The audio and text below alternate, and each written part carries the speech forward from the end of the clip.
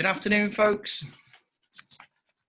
Good afternoon. Welcome to the Manchester and North West IOSH branch webinar on this Tuesday, the 16th of June. My name is Sqn Ldr. I'm one of the committee members, and we'll be joined later by Chris Ashworth, who's Regional Employer Director from the Royal Reserve Forces and Cadets Association in the North West. So Chris will give you a little wave just now. Hi everyone. How's it going, Chris? Where are you based today? Yeah, really good, thanks. So I'm in my conservatory, which is currently an extension of the MOD, which is a bit bizarre. Indeed, yeah. And you're over in Altcar, so. That's where I'm based, but I live near Preston, so just down the road from Preston in Bamber Bridge. Lovely, that's great. Thanks, Chris. Well, I'm joining you from sunny Barrowford, which is absolutely cracking the flags at the minute. It's fantastic. So we're going to start with a little bit of the reason Chris is here, and Chris is here on the back of an invitation from myself. So many of you know that I'm ex-forces myself, and that I work for BCW Manufacturing. And since I've been involved with BCW, we've signed something called the Armed Forces Covenant. We've applied for a Bronze Employment Engagement Award, and we're trying to be proud of working together with the MOD. So I'm going to do about 5 minutes before I hand over to Chris, just to set the scene for you, really. So as in the next slide, we've got a whole load of partner organisations working in Burnley. And BCW, been around for 18 years on July the 1st. We're really embedded with folks like the Prince's Trust, the community element of Burnley Football Club, Training 2000, VDAS, Bootstrap locally. Many of us have been Prince's Trust members of staff ourselves, so we do know about the social and economic challenges of working in East Lancashire. And the Armed Forces Covenant is just the next step for us in engaging a sector of the community that can really benefit from being employed but have a loss to offer as well. So back in March last year, Chris and I got together, and there's a lovely photo of Chris presenting us with the Bronze Award. Day 2 in the company, I signed the covenant. Day 3, we applied for the Bronze Award. And this is Brent Collins taking the receipt of the presentation, and John Cox, my colleague, who's ex-REME as well. And how did it all start? Well, my background is Royal Navy. So I went through Dartmouth Naval College back in 1988, was lucky enough to pass out with Princess Diana. Many of the folks in the photo there are like myself in the training. Some have stayed in the forces. There's a Rear Admiral in there at the minute, in the middle of that bottom left-hand shot as well. And those skills that the services give you really set you up for life. So my career was mainly small ships, as the next slide shows, based out in Hong Kong on a small patrol craft. And the difference between your small ship mentality of everybody mucking in, getting things done until all the jobs are clear, and the big ship mentality of a frigate or a destroyer. And we had worked on 2 frigates, the Type 22, HMS Cumberland, and the last of the steam-powered Leander frigates, HMS Scylla, before she became a reef. It's a very different approach to things.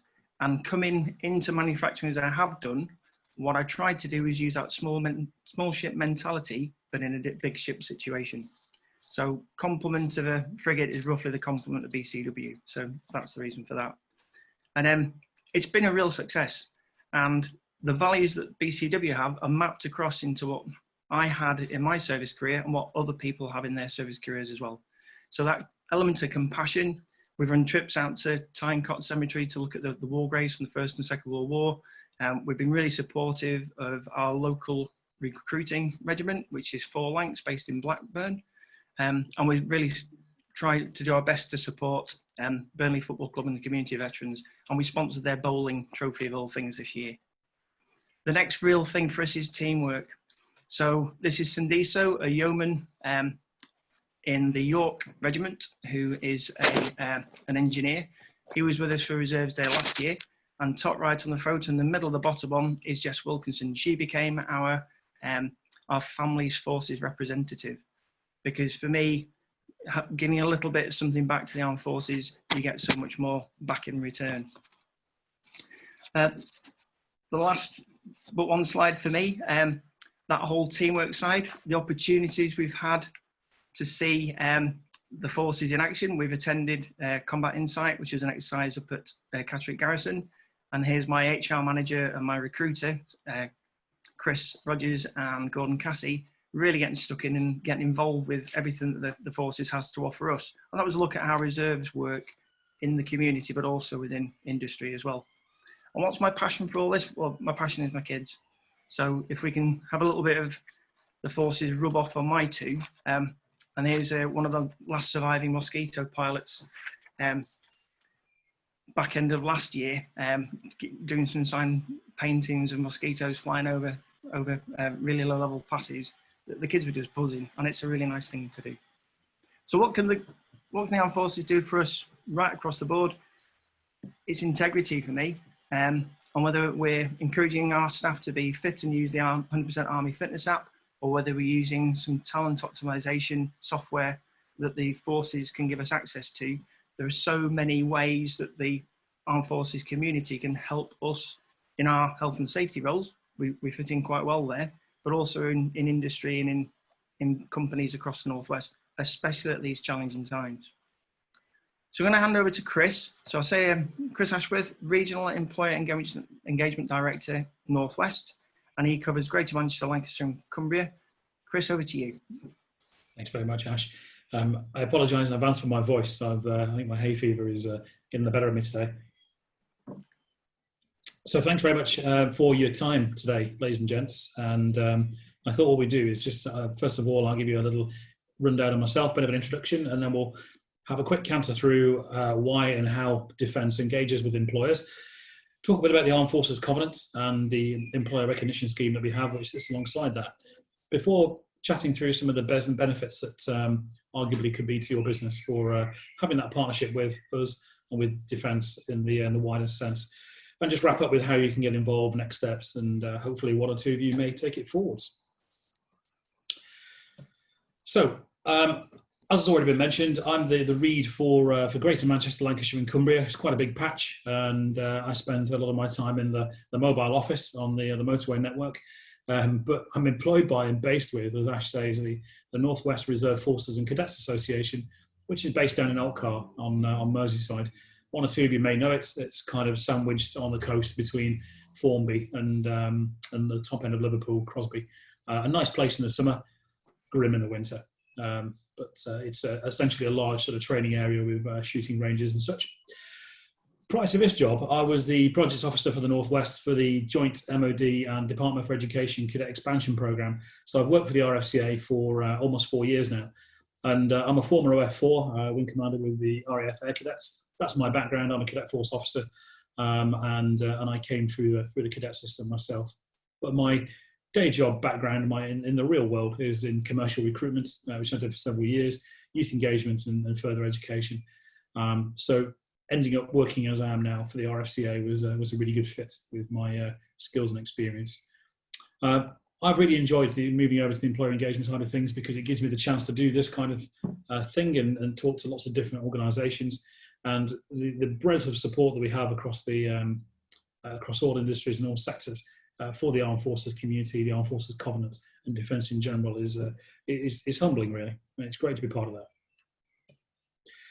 So just looking at the map there, I look after the top half, and Jan, my oppo, if anybody is joining us from the sort of south of the M62, M58, Jan looks after Merseyside and Cheshire, and also the Isle of Man.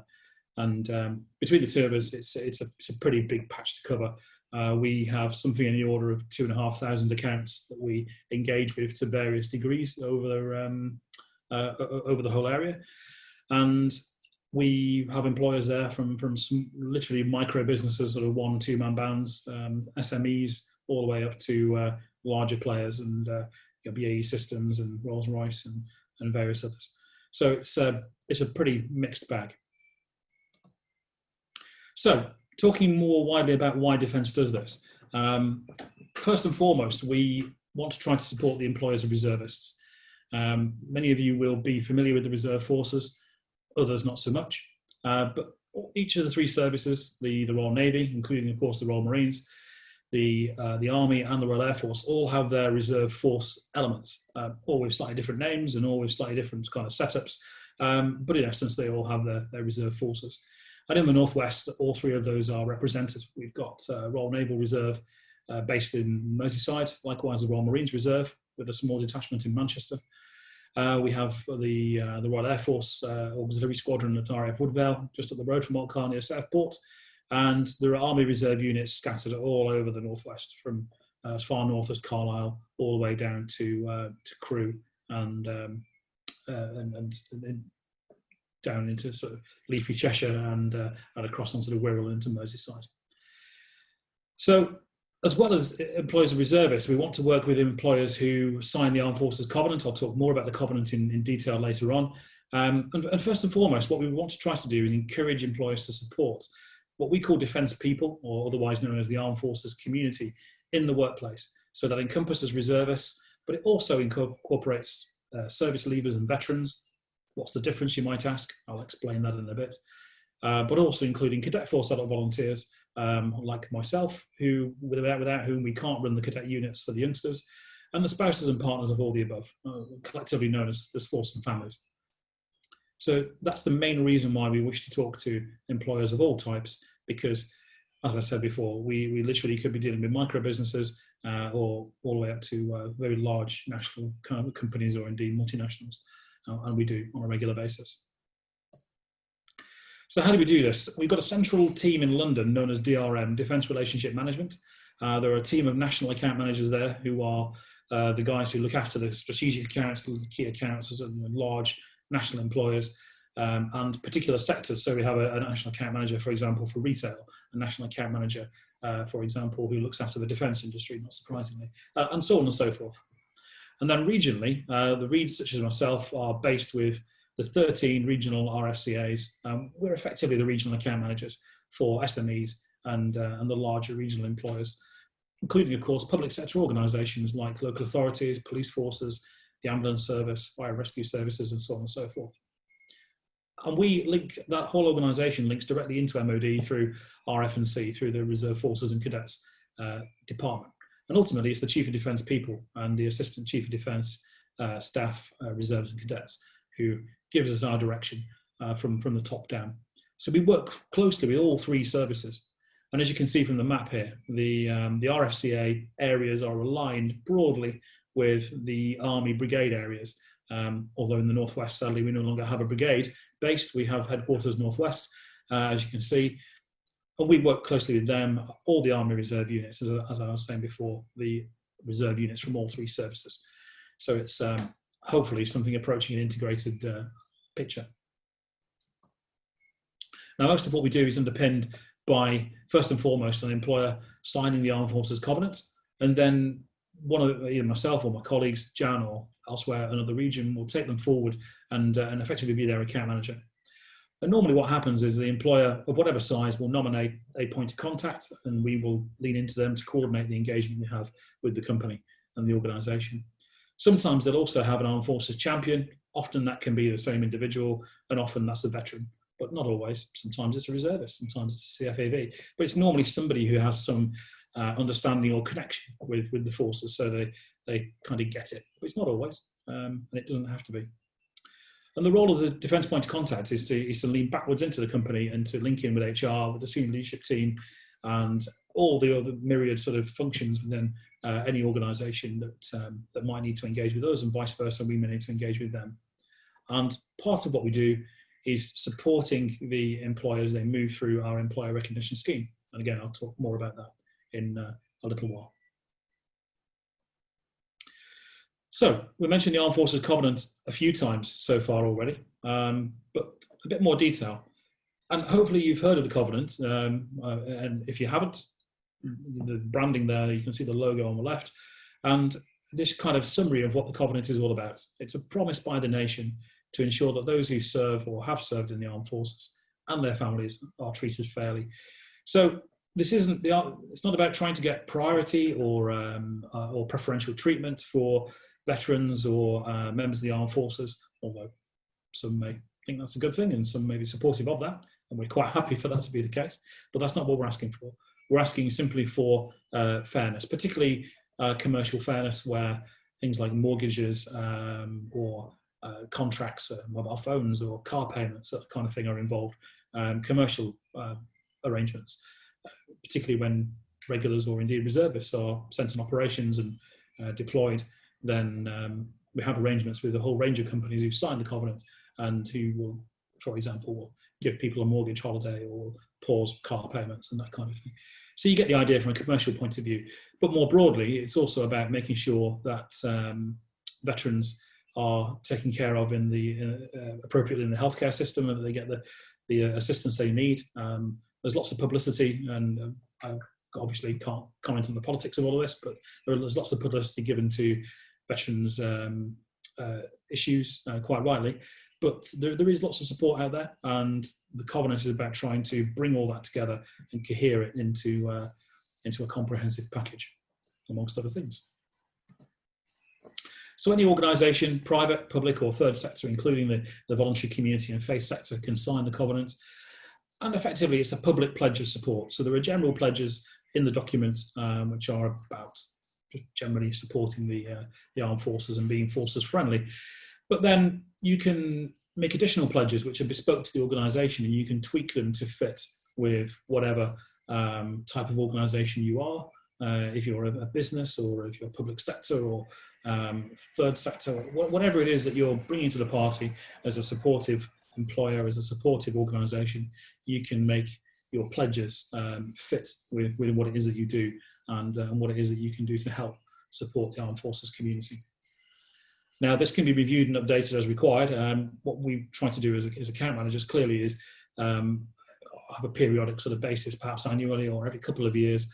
And when an organisation moves through the process of the armed forces, forgive me, the employee recognition scheme, we'll often try and review the covenant at the same time. And so it goes hand in hand every year or every other year.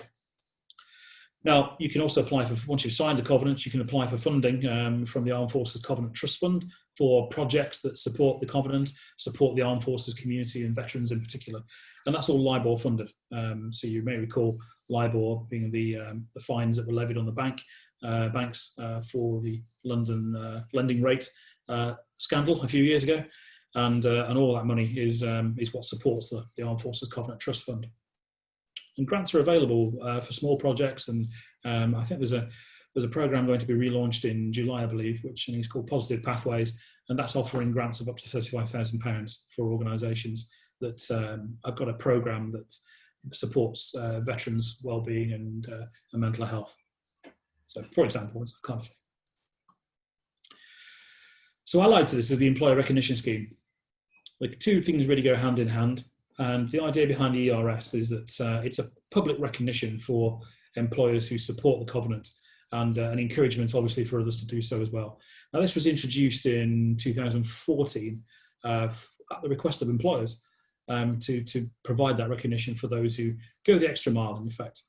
So when you've signed the covenant, you're automatically eligible to join the scheme as a bronze award holder. And there is a menu of benefits, which I'll come on to shortly, which is linked to the different levels of bronze, silver and gold. And the idea is through the scheme, we build a mutually beneficial partnership so that you're helping to support defence people in the workplace in particular, and defence in general, but more equally, we're trying to give something back where we can, and it's a value to you. That's quite small text here, but you get the idea, I'm sure. There are some links I'm providing later on which go through all of this in more detail. You'll be able to have a look in due course. But very simply, the bronze is kind of the gateway. As I say, once you've signed the covenant, you are saying we are forces friendly. We're open to employing people from the armed forces community, and we're on board. You can then apply for silver and in due course gold, and that process is annual. We're just going through the cycle at the moment, coming to the end of the process. The applications for this year's gold awards have been submitted already. They're under consideration by the review board down in MOD in London. The silver awards are selection for those is made a regional selection board, and that's going to be happening in the next few weeks. And at the back end of July, we'll be announcing the gold award winners, and followed by in early August by the silver awards. So it's all happening in the next few weeks. So for those of you who are interested and want to get involved, this year will kind of be a dry run, hopefully, for next year, and you can be involved in that process going forward.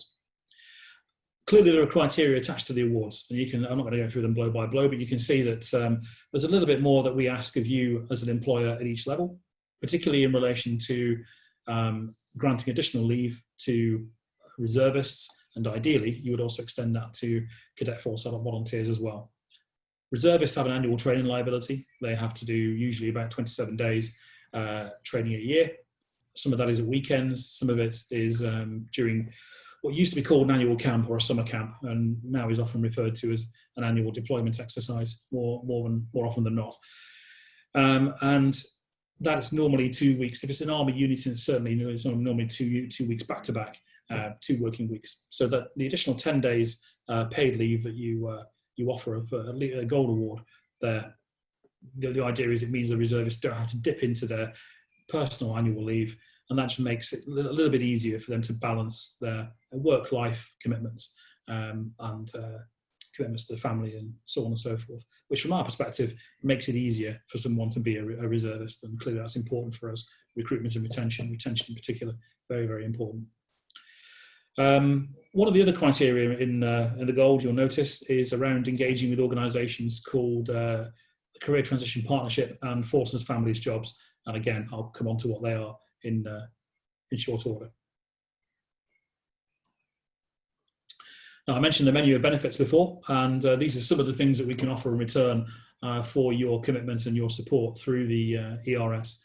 So we, on occasion, we're able to take employers on exercises. Some of those are in the UK, some are overseas. We, until sadly COVID put the knocker on this, but we were due to send some employers out to Norway back in March to visit the Royal Marines exercise Hairspring. Excuse me. And we've taken employers to Germany in previous years, for example, to watch the reserve field hospitals do their thing in a joint exercise with the Americans.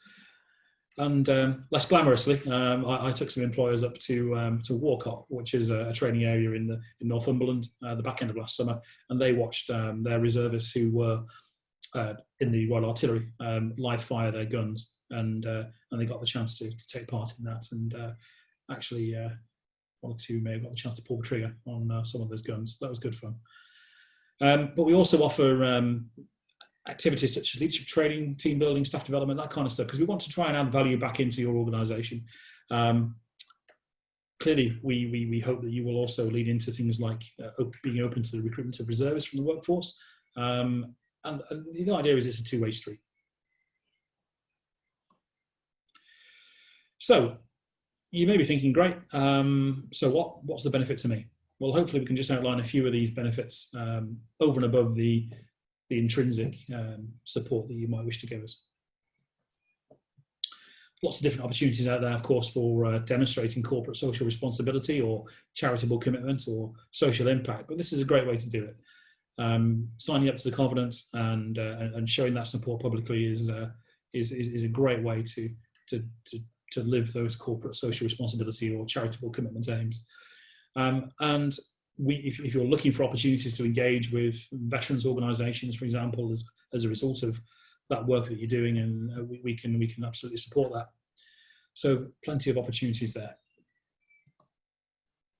One that's really of interest to many employers is this, and quite simply, there's a huge range of transferable benefits to name the package as a whole. Everything from the values and standards of the armed forces through to the skills and experience and black and white qualifications that can be brought into the workplace. There are a massive number of specializations and trades in all three services, and some people have the idea that particularly dare I say the army is all about infanteering, is all about dispatching the enemies of the crown at close quarters. There is a lot more to it than that, and as you can see, some guys there who are doing some cyber stuff in the field, and we have cyber specialists in all three services, but equally there are electrical and mechanical engineers in all three services, specialists in telecommunications, even HR, finance and administration, you name it. There's somebody in the armed forces that does it. So around about 15,000, 10 to 15,000, I should say, service leavers exit the forces every year, and just the normal rotation of people coming to the ends of their engagements, their contracts in effect. And you have the opportunity to recruit them, potentially, if they're the kind of people you're looking for. And on that note, these are the organisations we work with. So the Career Transition Partnership, CTP, as we call them, they are a partnership between an organisation called Right Management and the MOD. They have the contract to do all the resettlement and transition stuff for defence, and particularly in relation to service leavers. And what does that mean? So there are different support packages available for service leavers depending on how long they have served for. If you've done a full career, then CTP will work with you for up to 2 years before you leave service and up to 2 years after you've left service. And you'll have access to all the services they provide. And it's job coaching, it's CV writing, it's interview technique, it's everything you would expect to help service leavers get a job. Where do you come in as employers? You can advertise your jobs through CTP for free. And they're linked into the organisation below them on the slide there, the RFCA, otherwise known as the Forces Employment Charity. RFCA is the regular Forces Employment Agency. They're not an agency and a fee-charging recruitment agency. That's just the name of the organisation. So CTP are an extension of RFCA, and they work together. But once somebody has moved out of the service leaver bracket and become a veteran, particularly if they've moved on sort of after 2 years from leaving service, then they can still access all the jobs you may wish to advertise with CTP via RFCA. So you can continue to engage with veterans through that service. And there's a myriad of other veterans organisations. And of course, you can even advertise posts directly if you wish through the links we have into reserve units and such. Forces Families Jobs is a relatively new organisation. Each of the services has a families federation, and they've all come together to create something called Forces Families Jobs. A bit like CTP, in so much as they have a job board and you can advertise jobs aimed at attracting spouses and partners. In particular, in the regular world, clearly people move around quite a bit. So someone might move around in a particular job for a couple of years, and you could be in the southwest, for 2 years, and then end up posted up to Lossiemouth in the north of Scotland for another 2 years, and then be off to Cyprus or Gibraltar or somewhere. So people move around, and very often there are very capable spouses and partners who, frankly, are underemployed, have to take jobs which are not at the level of their capability because of that moving around. So the idea behind Forces Families Jobs is to try and even the playing field there and give some really capable people a really good pool of talent for you to fish in alongside service leavers and veterans and so on and so forth. We're also dipping a toe in the water to explore the possibility of linking in with cadets for apprenticeships, because of course the same reasons you may wish to hire a service leaver or a veteran for their values and standards and skills and experience clearly dialed down to a 16, 17, 18-year-old, but some really high quality young people who are cadets. Where else are young people given that kind of opportunity to develop leadership and communication and teamwork skills? It's a really growing area of interest for many employers. So there's a conversation there to be had as well. We provide, I mentioned before, the staff development, so team building type stuff through the menu of benefits. We do these kind of activities with employers on a request basis, and what we're hoping to do when we get back to normal jogging, probably next year to be realistic, is have fairly regular events which we can book employers onto. It could be at Elkar, it could be at Holcombe Moor, it could be Walcott or other locations in the northwest. But the idea would be to go along for a day or possibly a couple of days and to do some activities on a usually a military establishment. Often, team building type things and problem solving and decision making tasks, which are engaging and usually fairly physical. I'll say no more than that, and good fun. So you may be wondering, how can you get involved? Quite simply, get in touch, drop me a line. You're going to have this slide deck provided to you, I believe, at the end of the webinar. There's my contact details, and drop me a line, give me a call or an email. The starting point, so the gateway, as I mentioned, is the covenant. So if you're wishing to come on board and to partner with Defence, signing the Armed Forces Covenant is the first step, and then progressing on to the Employer Recognition Scheme with the Bronze Award. Next week is actually Armed Forces Week, so you can get involved by supporting Armed Forces Week and Armed Forces Day, and I'll come on now just to give you a bit more information about that, because that might be something of interest given the fact it's happening very quickly. So the National Armed Forces Day event sadly is cancelled this year, the flagship event, for obvious reasons because of COVID. So Armed Forces Week this year has gone virtual, and as you can see at the bottom there, they are the themes for the week. In particular, we've got Reserves Day on Wednesday, where we encourage reservists to wear their uniform to work. If they're working from home at the moment, then perhaps one or two might choose to wear it whilst working from home. It will make for some interesting Zoom meetings. The focus on Thursday, as you can see, is Veterans, Cadets on Friday, and actual Armed Forces Day on Saturday the 22nd. And not surprisingly, the heavy emphasis is either on virtual events over platforms such as Zoom or Teams or what have you, or using social media. And you can raise encouragement by getting involved with the sharing the Armed Forces Day socials. They're on most of the main platforms, as you expect: Facebook, Insta, Twitter, LinkedIn. You can share all that stuff. There's a whole bunch of hashtags there for you to use. I won't embarrass myself by trying to go through them all. But you can also download the imagery and the logos and such from the Armed Forces Day website. There is a dedicated website. You can just search for Armed Forces Day, and you can use those logos and images and collateral to push out on your social media, or to use them for virtual events, which you may wish to do. And we'd be very grateful if you would. So here's a few links for you. Hopefully you're not going to try and jot them all down now as we're talking online, but you'll be able to access those from the slide deck when you get the main pack via the branch. And there's a few things there. Obviously, some of the stuff we talked about: the Covenant, the Employer Recognition Scheme, CTP, FFJ. But the bottom bullet and link there is for the Reservist Employers Toolkit. So anything you could possibly want to know about employing a reservist, if you do employ a reservist, everything is there online for you to have a look at.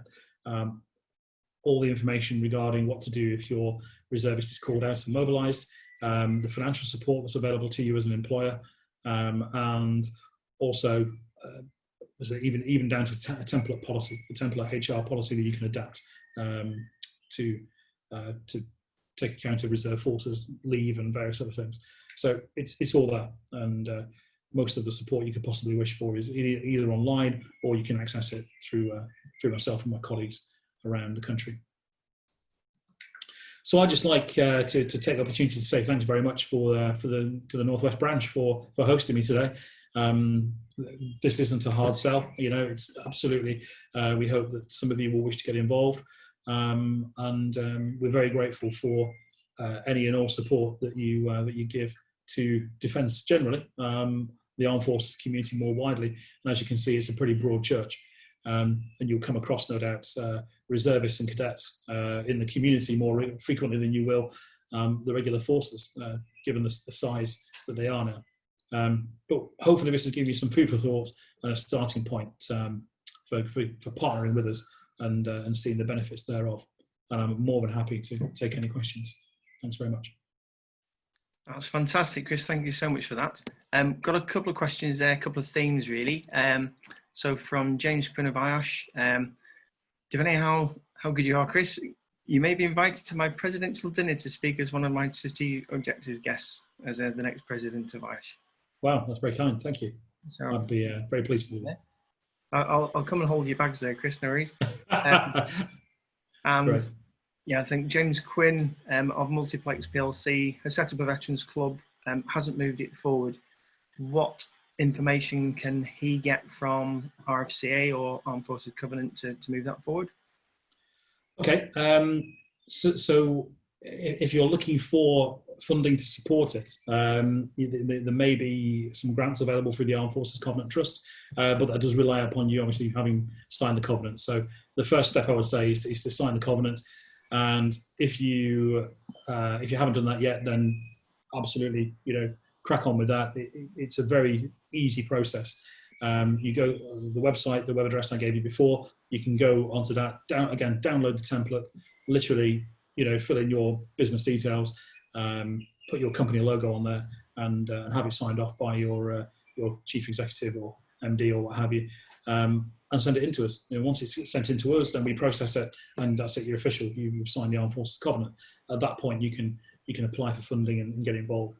But again, depending on where you are, also the support available through local authorities. So every local authority in the country, actually, but certainly in England, has signed the Armed Forces Covenant. Very often it's what used to be called the Community Covenant. They will have a local partnership group. So, just literally where I live, just on the edge of Chorley, in Lancashire, there's a Chorley Armed Forces Covenant Partnership Group. Down the road, there's a similar thing in South Ribble. Up the road, there's a similar thing in Preston. And the local authority coordinates all the support functions that are available to the armed forces community and veterans in particular in their borough or district, or if it's the county council, obviously at the county level. So there's links to be made there. And again, if you get in touch, if it's not on my patch, I can certainly steer you towards the right contact. Lovely. There's just some poll questions appearing there as well, Chris, that you might see. Question from Colin Jones. Thanks for that, Colin. Recently joined Network Rail as health and safety practitioner. Is there a package regarding the scheme of the covenant that he can pass to his line manager? Well, I think that's probably the email links in the slide pack, really, isn't it? It's the quickest way of getting information out. Yeah, I think so. I'm pretty sure Network Rail are signed up already to the covenant and maybe engaged with the employee recognition scheme. I suspect that one of our national account managers in London will deal with them, or they may be in the process. I've certainly heard the name around the bazaars. You can actually, again, go online, go on the .gov website, and if you go to the Armed Forces Covenant pages on the .gov website, as opposed to the standalone Armed Forces Covenant website, there's two, confusingly. There is a standalone site which is all about the Covenant in its widest sense. And then there is some pages on the .gov site. You can download a huge spreadsheet and you can search what organisations have signed the covenant and also what employee recognition scheme award they hold, if any. So you could do a search to double check, but I'm pretty sure that Network Rail has signed up.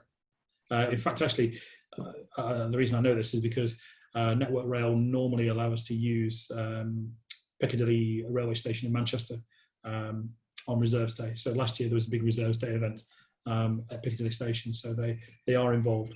Off the top of my head, I couldn't tell you what ERS award they are, but I know they've certainly signed the covenant. Brilliant, brilliant. Well, from a very personal note, thank you so much, Chris. Chris has been so supportive of what I've been trying to do through BCW since my time in the training manager role.